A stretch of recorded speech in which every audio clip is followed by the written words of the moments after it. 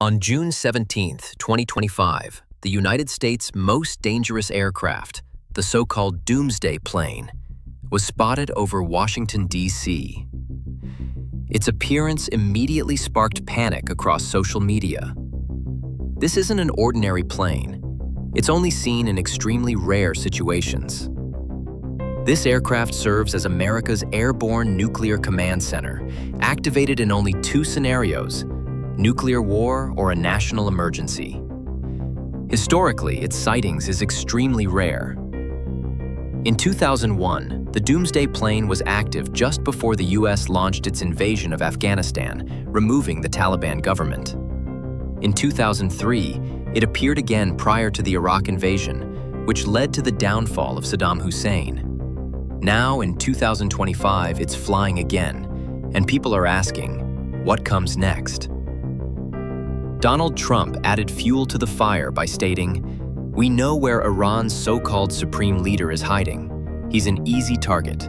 Iran must surrender immediately, or our patience will break." On June 24, 2025, Trump threw a surprise move just after the attack on nuclear sites.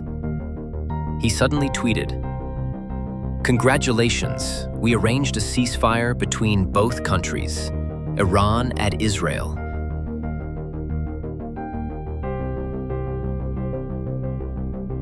So why did Trump order strikes on Iran's nuclear facilities? Why did the Doomsday Plane even appear at all?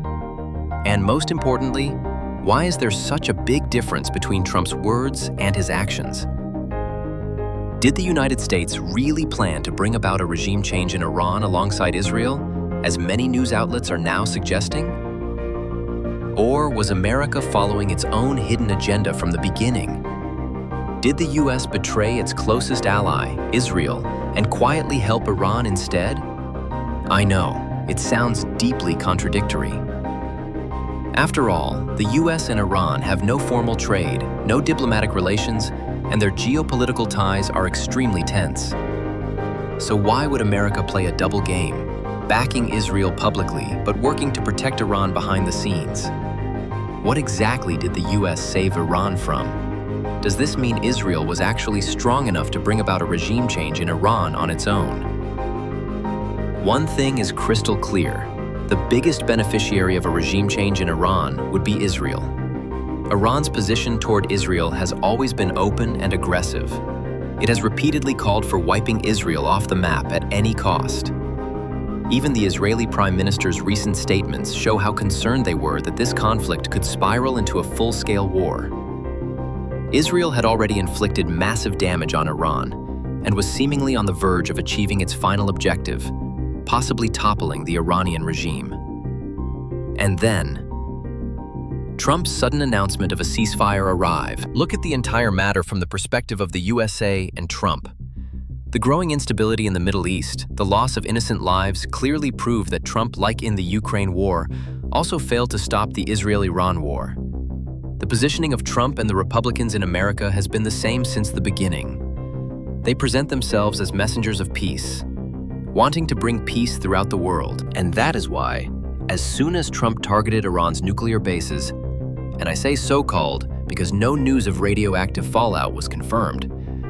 Now, I'm not saying whether nuclear weapons were actually present at the time, but we have seen this before during the Iraq War. But Trump gained two benefits from these attacks. First of all, Trump showed himself as a protector of Israel. Second, by destroying the so-called nuclear weapons, he saved the entire Middle East from future instability. And I will tell you the third and most important benefit in a little while. But after carrying out the attack, tweets started going viral. People began calling Trump a hypocrite, and some even called the Iran attacks illegal. Tags that do not suit a messenger of peace under any circumstances. But on the other side, Trump was simultaneously pressuring Qatar's prime minister to negotiate with Iran to resolve the matter. But Iran wasn't listening, because the USA had no leverage over Iran. Both countries already have zero trade relations, and hence, showing military muscle by carrying out the attacks was only to intimidate Iran, so that Iran would come to the negotiation table. And finally, After the entire peacemaking work was done by Qatar's prime minister, Trump wrapped it up with a tweet. Now, doesn't this action seem familiar? Something similar had happened during the India-Pakistan war. Someone else does all the hard work, and only Trump takes all the credit. Just read this tweet carefully.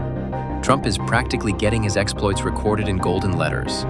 I mean, he's quite proudly showing off his achievement, just like after Pakistan awarded him the Peace Prize. So, does this mean Trump played a game with Israel? Well, not really, because the US was supporting Israel from the beginning, but was not going out of its way to change the regime in Iran for Israel. The US itself doesn't have any major motive like it had in the 1900s when Iranian oil was fueling the Industrial Revolution in the US and UK at that time. Right now, touching Iran is kind of a liability because Russia and China would also jump in, which would further fuel the fire of war.